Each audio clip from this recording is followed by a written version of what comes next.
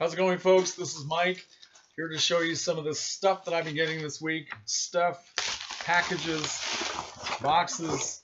It's been a great week for getting mail. I got 4 packages this week, DVDs and a few other items.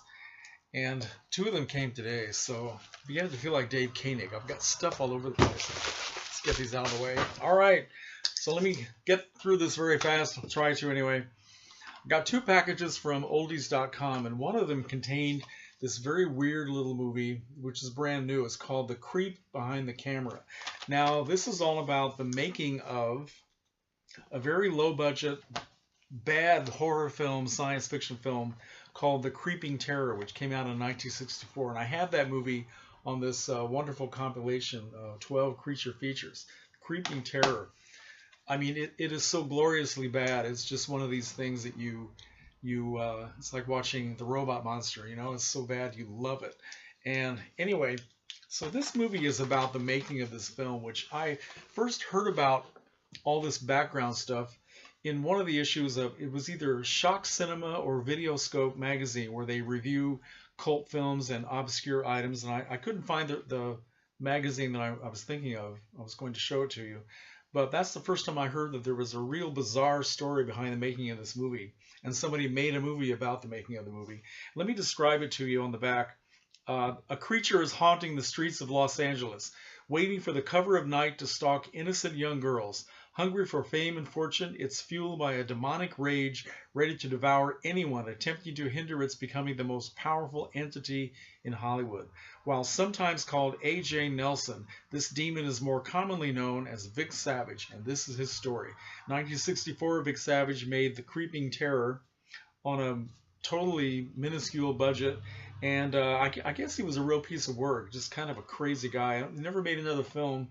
But I'm looking forward to getting into this. A lot of extras of audio commentary, question and answers. I guess this is going to be showing, or maybe it already has shown, at a convention called Screamfest. I guess that's in LA. And they just dramatized what a lot of people remember about Vic Savage, who also acts in the film, if you can call it that. We'll put that in quotes, acting.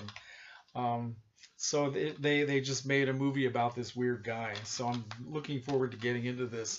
Also from Oldies.com, I picked up another Woody Allen film that I didn't have, called The Manhattan Murder Mystery, starring Diane Keaton and Woody himself, also Alan Alda.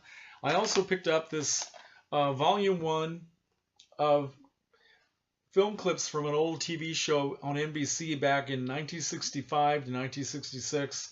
Called Hullabaloo, which was all about rock and roll, folk music, had a lot of go-go dancers and all kinds of cool live performances. Some live performances, but usually people were lip-syncing their records. But I loved that show when it was on, and there were several other volumes that I have, but I just didn't get this one, so I picked that up. I also picked up another Woody Allen film called Mighty Aphrodite, which I saw once, I think it was back sometime in the 1990s. But when I should have paid more attention when I ordered it, because as it turned out, it's a VHS tape, right? So I wasn't expecting that. This might be why it was such a low price, but nice to have it. I have nothing against VHS, but I no longer have a VCR, so that will be interesting to see what I do with that, okay? All right, so next I had a package from Kino Lorber, and they have a lot of film noirs on sale right now, and most of them I've never heard of. And some I have heard of, but I certainly haven't seen. So I picked up 4 of them. One is called Pitfall. Dick Powell, Elizabeth Scott, Jane Wyatt, and Raymond Burr.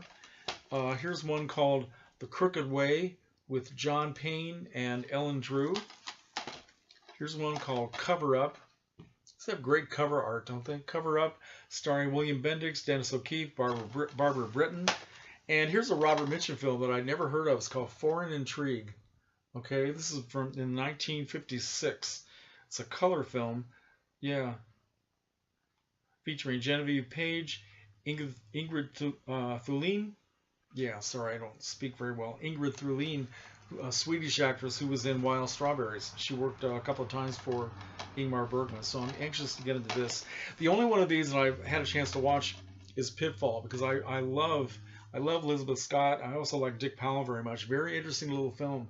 Very well made, and it's It's unique in the fact that the ending doesn't come to any sort of a concrete conclusion. You don't know what's going to happen to all of these people that are involved in this. Well, this guy is married. Dick Powell is supposedly happily married to Jane Wyatt. They have a little son, and he's just very restless. He's part of the post-war generation of men and women who were very restless about life and not necessarily finding it easy to readjust to life back in domestic America with the house and the housework and the job and all that. So he finds himself involved in a love affair with beautiful model Elizabeth Scott, and unfortunately it leads to violence and murder and all kinds of really cool stuff. Very typical film noir, but extremely well done. So I'm happy to have those. And I also sent away for some stuff from a site called ioffer.com, ioffer.com, which is a bunch of people selling a variety of things, and some of them are used DVDs or DVD-Rs that they've made.